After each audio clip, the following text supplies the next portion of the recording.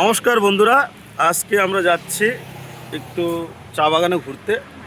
Hello guys, বসো বসো সব বসো।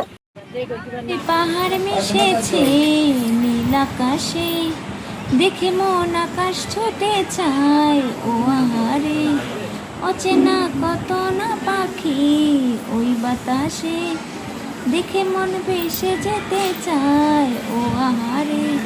এসে উপস্থিত হয়েছি, আমি দেখাবো কোন পাতাটা দিয়ে চা হয়। এখানে কিন্তু অনেক পাতাই রয়েছে, যেমন পাশে এই যে সবুজ পাতাগুলো রয়েছে, এগুলো দিয়ে কিন্তু চা হয় না।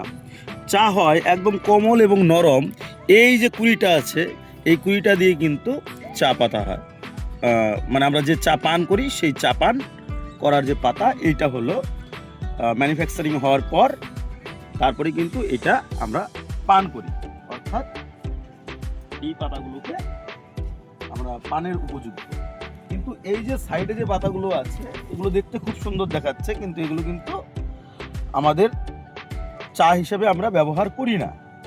এই বাগানে সম্পূর্ণটা একটু ঘুরে ঘুরে দেখবো। যদিও বিভিন্ন চা বাগানে আমরা দেখি অনেক গাছ আছে মাঝে মাঝেই, তো এখানে গাছ নেই।